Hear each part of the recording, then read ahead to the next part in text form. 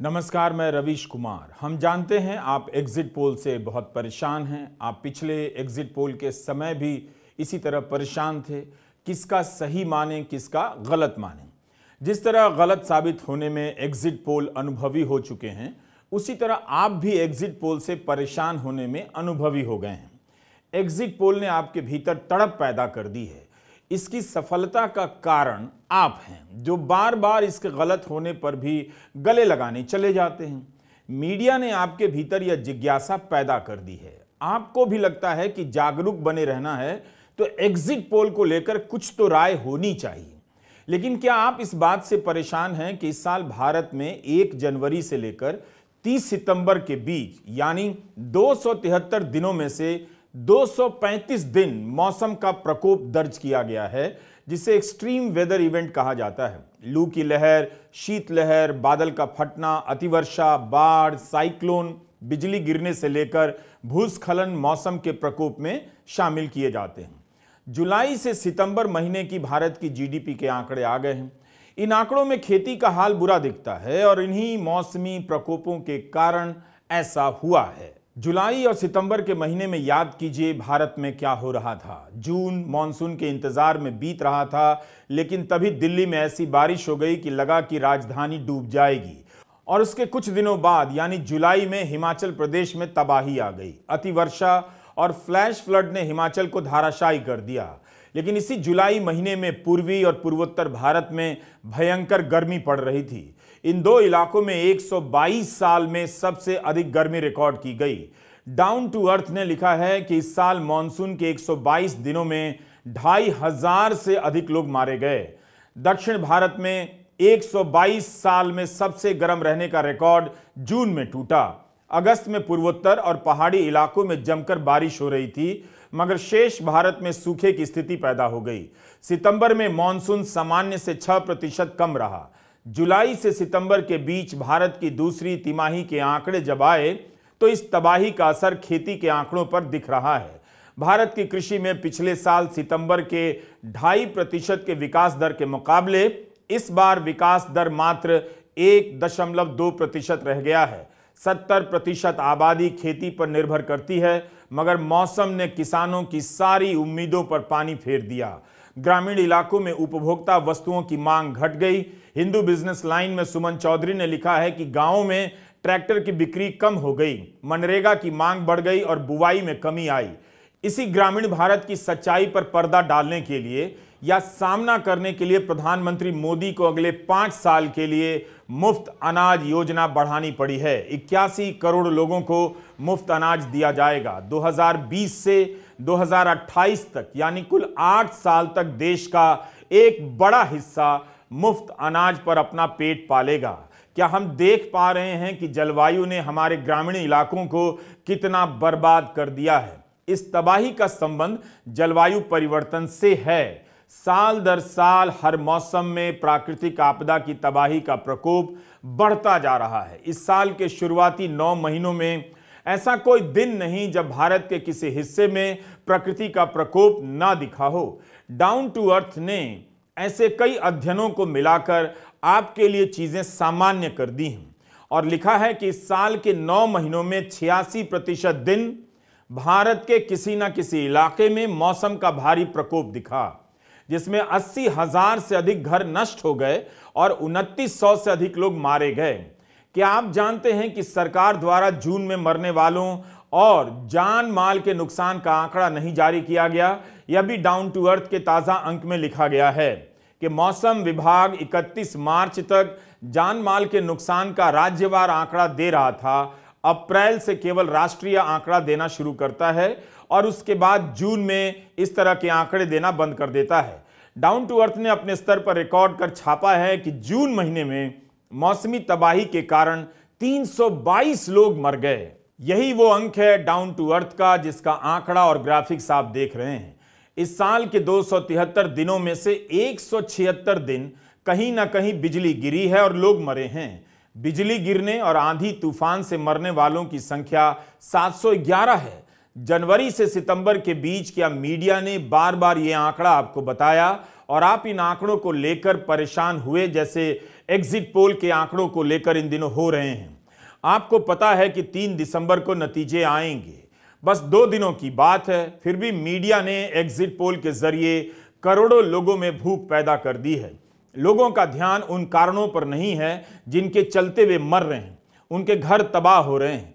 आपदा के कारणों पर कोई जोर नहीं, बचाव के कार्यों के सहारे हीरो पैदा किए जा रहे हैं। आपको इसी मीडिया ने कितनी बार बताया कि यह साल दुनिया भर में अब तक के इतिहास का सबसे गर्म साल रहने वाला है। अगला साल ऐसा ही रहा तो ऐसी और आपदाएं आने वाली हैं और बढ़ सकती हैं।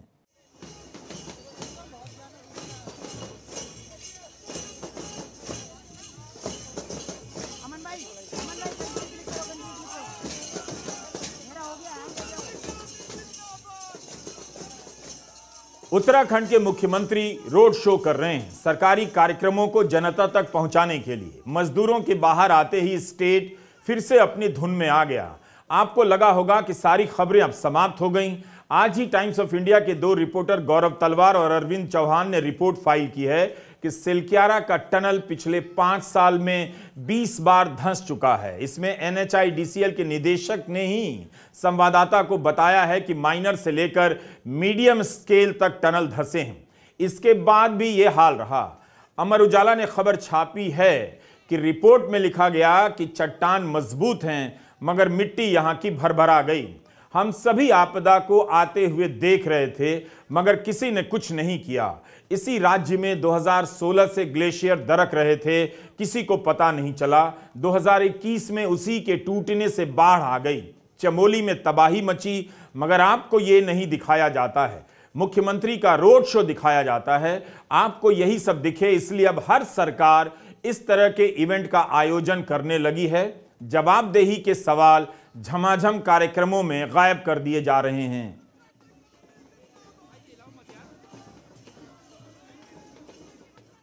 मीडिया जलवायु संकट के इन आंकड़ों को लेकर ढोल नहीं पीटता है, स्टूडियो नहीं सजाता है। उसके लिए जलवायु संकट एक अतिरिक्त स्टोरी भर है। वह नहीं चाहता कि इन प्रश्नों को लेकर आपके भीतर जिज्ञासा पैदा हो। एग्जिट पोल के आंकड़े बार बार गलत होते हैं। कुछ का इस बार तुक्का लग जाता है तो कुछ का अगली बार तुक्का लग जाता है। हर बार यही होता है और हर बार आप फिर से एग्जिट पोल देखने चले जाते हैं। भारत का ग्रामीण इलाका इस समय भयंकर संकट से गुजर रहा है। इसका अंदाजा उन्हीं आधिकारिक आंकड़ों से मिल जाता है। लेकिन खेती की GDP 1.2% रह गई। इस कृषि प्रधान देश के लिए यह कोई खबर नहीं है। मौसम और अर्थशास्त्र के जानकार लिख रहे हैं कि अल नीनो का असर दिख रहा है। जाहिर है गांवों में पैसा नहीं है तो उपभोक्ता वस्तुओं की मांग भी नहीं है। ग्रामीण पृष्ठभूमि के ये लड़के 4 साल के लिए अग्निवीर बनने के लिए दिन रात खट रहे हैं। पता है कि नौकरी अस्थायी है मगर कोई विकल्प नहीं। ये जानते हैं कि गांव में हालत खराब है, जैसी भी जितने की भी नौकरी मिलेगी फिलहाल कर लेते हैं। रिजर्व बैंक ने बताया है कि उत्तर भारत के गांवों में मजदूरी शेष भारत की तुलना में बहुत कम मिलती है। नीचे के 5 राज्यों में बिहार, मध्य प्रदेश और गुजरात शामिल हैं। मध्य प्रदेश के ग्रामीण इलाकों में सबसे कम मजदूरी मिलती है। क्या आप जानते हैं कि वर्ष 2022-23 में भारत में खेती में काम करने वाले मजदूरों को प्रतिदिन के हिसाब से औसत 345 रुपए मिले हैं, जबकि केरल में 764 रुपए से अधिक मिले हैं। यह आंकड़ा मेरा नहीं, रिजर्व बैंक का है। मगर आप तो इन आंकड़ों को लेकर परेशान नहीं हैं कि पेट और देश का क्या होगा। जब लोग इतना कम कमाएंगे और खेती नहीं बढ़ेगी तो खाएंगे क्या? इस सब का इशारा है ग्रामीण इलाकों में कमाई बहुत कम होती जा रही है। इसलिए युवाओं के पास चारा नहीं। गांवों से थोड़ी अधिक मजदूरी के लिए ट्रेनों में लदाकर मजदूरी करने निकल पड़ते हैं, जहां उनके लिए कोई अच्छी रेलगाड़ी इंतजार नहीं कर रही होती है। वंदे भारत जैसी रेलगाड़ी इनके लिए नहीं है। किसी तरह सफर बस पूरा कर लेते हैं। इन युवाओं को दिख रहा है कि वे विकास की रेलगाड़ी से नीचे उतार दिए गए हैं, मगर उन्हें ना दिखाई दे, इसलिए मीडिया हर दिन एक अलग इवेंट रच देता है। एग्जिट पोल वालों को लेकर परेशान आप इसलिए हैं क्योंकि आप उस मीडिया के चक्कर में फंस गए हैं जो आपकी परेशानी की बात नहीं करता। आपको अपनी परेशानी ना दिखे इसलिए मीडिया के मंच से तरह तरह की परेशानियां पैदा की जाती हैं। मध्य प्रदेश में किसकी सरकार बनेगी? एक एग्जिट पोल कहता है बीजेपी प्रचंड बहुमत से आ रही है, तो दूसरा कांग्रेस को जिता रहा है। मगर उसी राज्य का एक और आंकड़ा है, इस राज्य में भारत में सबसे कम मजदूरी मिलती है। पिछले 9 साल में 7 साल यह राज्य सबसे निचले पायदान पर रहा है। केरल में जहां एक मजदूर को एक दिन में 764 रुपए मिलता है, वहीं मध्य प्रदेश में एक मजदूर एक दिन में मात्र 229 रुपया कमाता है। इतनी गरीबी है मध्य प्रदेश में। यह हाल है उस राज्य का, इसकी चिंता कीजिए। मध्य प्रदेश के बाद गुजरात दूसरा राज्य है जहां सबसे कम मजदूरी मिलती है, 241 रुपए प्रतिदिन। दोनों में राष्ट्रीय औसत से भी कम मजदूरी नजर आती है। हिमाचल प्रदेश में मजदूरी 473 रुपए है, कश्मीर में 550 रुपए, केरल के बाद दूसरे नंबर पर है। बिहार में 308 रुपए की मजदूरी प्रतिदिन मिलती है।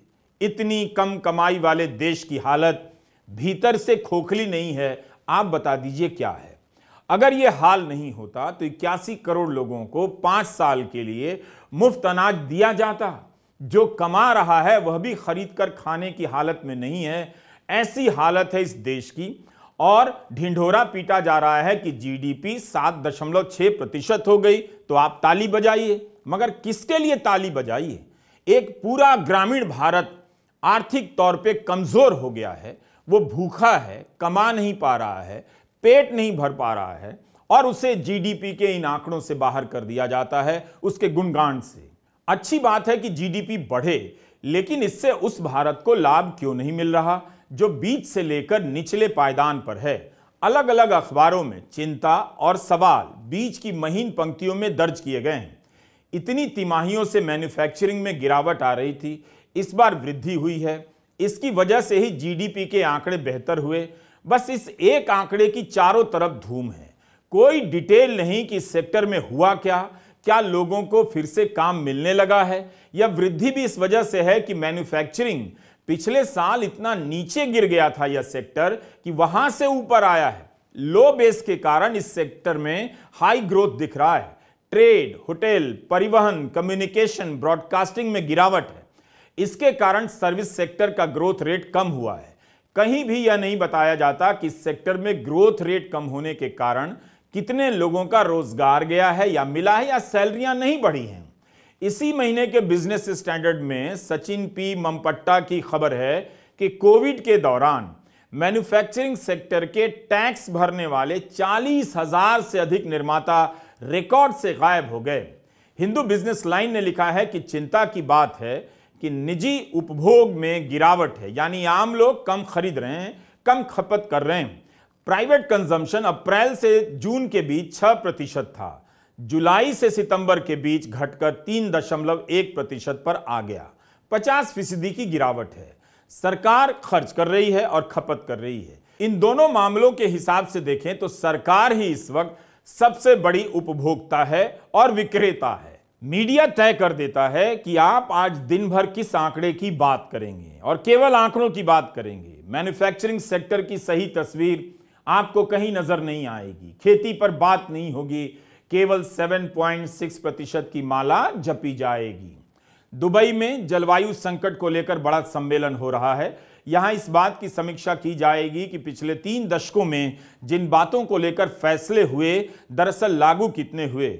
विकसित देशों ने $100 अरब का फंड बनाने का वादा किया था, मगर वो भी पूरा नहीं हुआ। आप किसी का भी भाषण सुनिए, सब एक से एक गोलीबाज नजर आएंगे, तालियां बजवा कर चले जाएंगे और आपको प्रकृति और नसीब के हाल पर छोड़ देंगे। COP28 की बैठक में दुनिया के 160 देशों के प्रमुखों के हिस्सा लेने की उम्मीद जताई जा रही है। इसके अध्यक्ष संयुक्त अरब अमीरात के सुल्तान अल जाबेर हैं, जो Abu Dhabi national oil company के भी प्रमुख हैं। अब इन्हीं तेल कंपनियों से उम्मीद की जा रही है, जिनके कारण प्रदूषण फैल रहा है और धरती गर्म हो रही है, कि वे तेल का उत्पादन कम करेंगे और वही जलवायु संकट के सम्मेलन को आयोजित प्रायोजित कर रहे हैं। जब तक तेल और कोयले की खपत में कमी नहीं आएगी, धरती का तापमान बढ़ने की रफ्तार कम नहीं होगी। एक जगह यह भी पढ़ने को मिला कि COP28 के आयोजन से संयुक्त अरब अमीरात अपनी छवि बेहतर करना चाहता है। अनुमान है कि 2023 का साल मौजूदा रिकॉर्ड में धरती का सबसे गर्म साल होने वाला है। वैज्ञानिकों का आकलन है कि औद्योगिक काल के समय जितना तापमान था उससे अगर 1.5 डिग्री सेल्सियस अधिक तापमान हुआ तो तबाही बढ़ जाएगी। अगर हमें धरती को प्राकृतिक आपदाओं से बचाना है तो फॉसिल फ्यूल यानी कोयला और तेल की खपत को कम करना होगा, बाकी चीजें भी करनी है।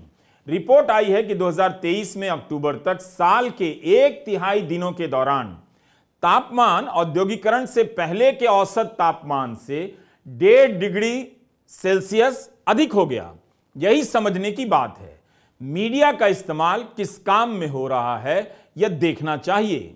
दुबई की बैठक को लेकर लोग उत्साहित नहीं हैं। पता है कि नतीजा ठोस नहीं निकलेगा, लेकिन ऐसा क्यों है कि आज भी आपके शहरों में वायु प्रदूषण से दम घुट रहा है, हवा जहरीली हो रही है, फिर भी हमारे लिए यह पहली प्राथमिकता की खबर नहीं है। हर साल कुछ दिन ढोल पीटा जाता है, पानी की बौछारें कराई जाती हैं और सब कुछ वहीं का वहीं रह जाता है। बस खबर छाप दी जाती है कि दिल्ली और फरीदाबाद देश के सबसे प्रदूषित शहर हैं। भीतर के पन्नों पर किसी किनारे खबर होती है कि सरकारी अस्पतालों में वायु प्रदूषण से बीमार होने वाले लोगों की संख्या बढ़ती जा रही है। तब भी इन मुद्दों पर ठोस पहल नहीं, गंभीर डिबेट नहीं। आज की ही खबर है जो ब्रिटिश मेडिकल जर्नल के हवाले से कई जगहों पर छपी है।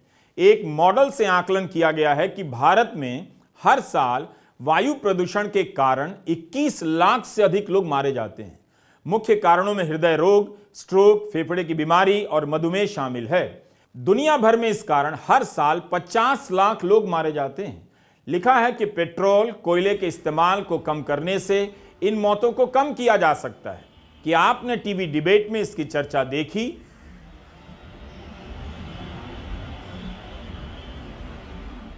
भारत पिछले 10 वर्षों के दौरान अपनी राजधानी दिल्ली को वायु प्रदूषण से मुक्त नहीं कर सका।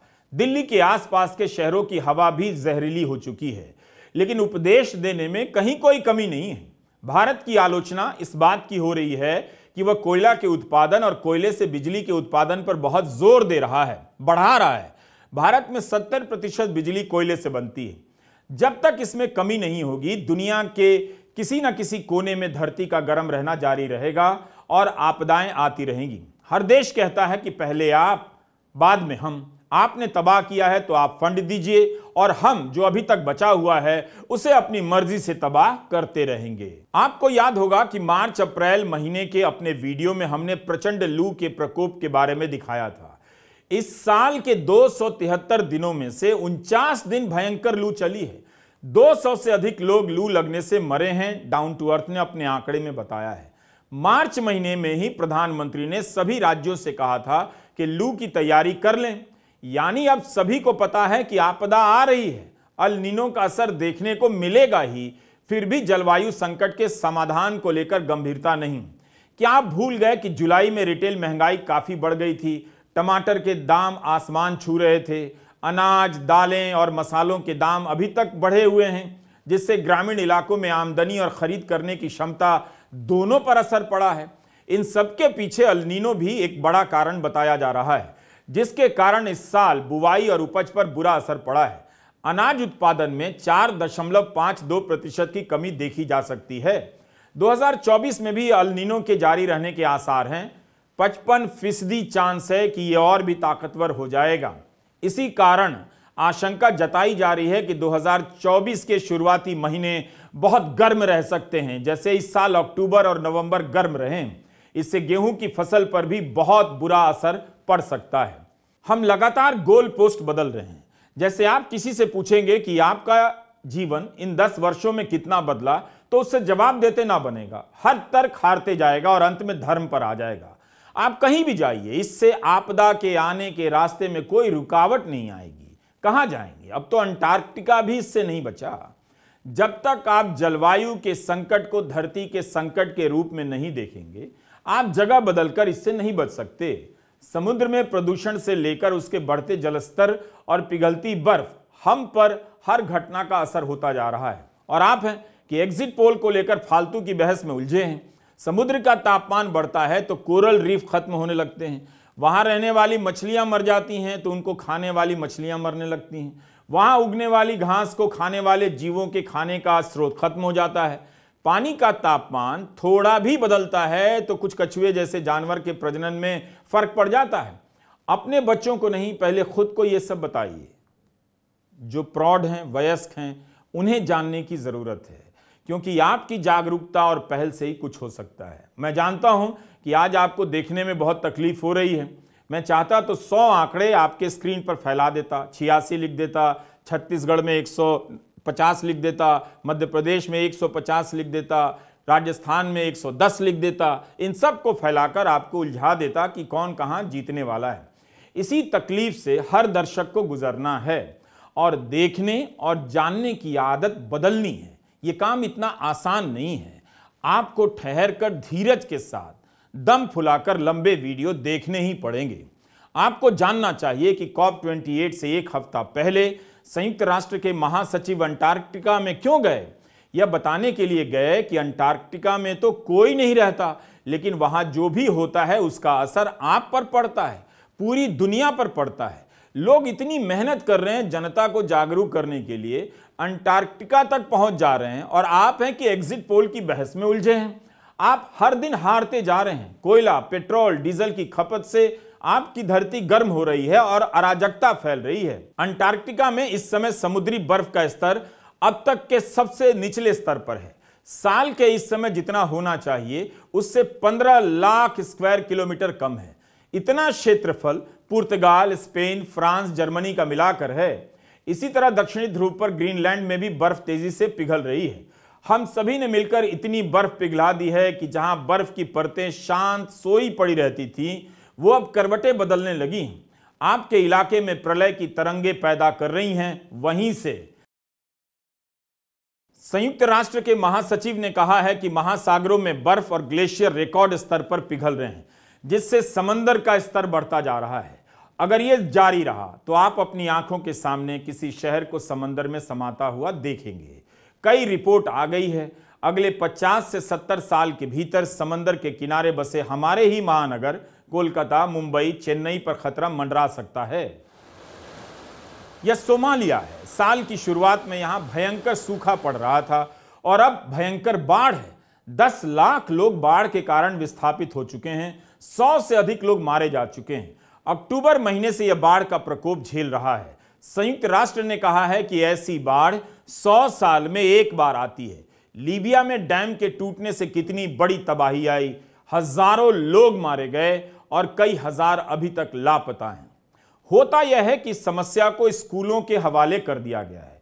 बच्चों के क्लासरूम में ठेल दिया गया है कि बच्चे वहां ड्राइंग कंपटीशन में धरती के चित्र बनाते रहेंगे, गमले में फूल उगाते रहेंगे, मगर उससे जलवायु संकट नहीं दूर होने वाला, न जागरूकता आने वाली है।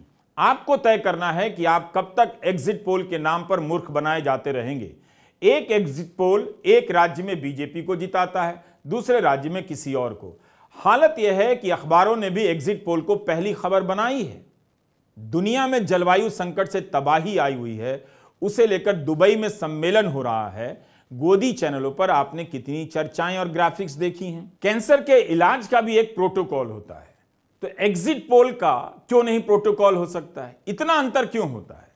इन एंकरों से बेहतर है कि एग्जिट पोल के दिन राजस्थान के फलौदी से सट्टेबाजों को स्टूडियो में बिठा देना चाहिए। सारा देश बैठकर यही फालतू काम करे और फालतू कामों को ही अनिवार्य काम घोषित कर देना चाहिए। नमस्कार, मैं रवीश कुमार।